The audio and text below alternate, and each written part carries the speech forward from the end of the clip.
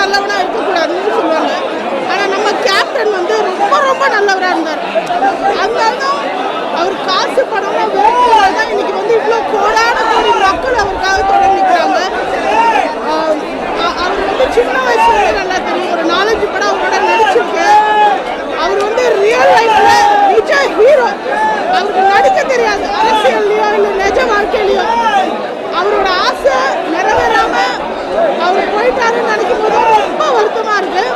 இவ்வளோ நல்லவருக்கு இவ்வளோ சீக்கிரம் இது நடந்திருக்கவே கூடாது.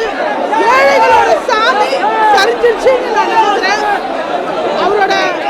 அவரை இனிமேல் நம்ம பார்க்கவே முடியாதுன்னு நினைக்கும் போது ரொம்ப கஷ்டமா இருக்கு. ஆனால் நம்ம பார்க்கலாம். நம்ம ஒவ்வொருத்தரும் கஷ்டப்படுறவனுக்கு ஹெல்ப் பண்ணி எதையும் எதிர்பார்க்காம இருந்தால் அவங்க கேப்டன் தெரிவார். நம்ம எல்லாருமே பசியோடு இருக்க ஒருத்தருக்கு சாப்பாடு போட்டு அவங்ககிட்ட அந்த நன்றியை எதிர்பார்க்காம இருந்தால் அந்த கேப்டன் தெரிவாருன்னு எனக்கு தோணுது.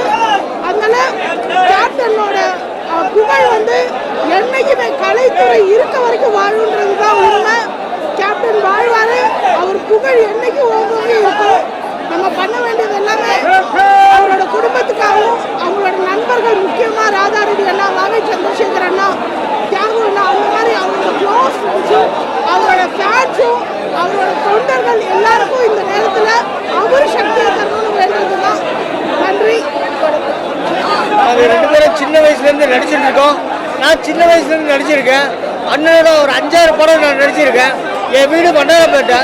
என் வீட்டில் வந்து யாரும் காரில் என்னை ட்ராப் பண்ண மாட்டாங்க. அதனால் நடிகர் சங்கத்தில் விட்டுட்டு போயிடுவாங்க. ஒரு நாள் நான் குழுவில் இருக்கும்போது அண்ணன் வந்து என்னை கூப்பிட்டு, எங்கடா உன் வீடு? நான் மண்டலப்பேட்டில் இருக்கேன்னா அப்படின்னா, டேய் அந்த ரூம் தாங்கடா, இனிமேல் வந்தால் ஒரு ரூமில் தாண்டா இருக்கணும், ஏசியை போட சொன்னேன். ஒரே மனுஷன் கேப்டன் மட்டும்தான். கேப்டன் மட்டும்தான். அந்த நல்ல மனுஷனுக்கு இப்படி ஒரு விதியா?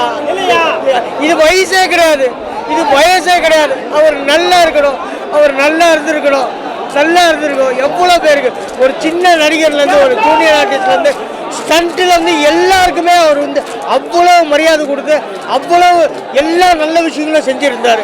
கடைசியாக நாங்கள் போய் அவரை சந்திச்சது கூட அவரால் பேச முடியல. இருந்தாலும் அவர் எங்ககிட்ட கேட்குறாரு, நாடக நடிகர்கள் எப்படி இருக்காங்க, அவங்களுக்கு எவ்வளோ சம்பளம் தராங்க, ஜூனியர் ஆர்டிஸ்ட் எப்படி இருக்காங்க, அவங்களுக்கு ஒழுங்காக பென்ஷன் போகுதான்னு கேட்குறாரு. அந்த அளவுக்கு அந்த நடிகர் சங்கத்தை மட்டும் இல்லைங்க, அந்த நடிகர்களை தன்னுடைய குடும்பத்தில் ஒருத்தராக நினைச்சவர்.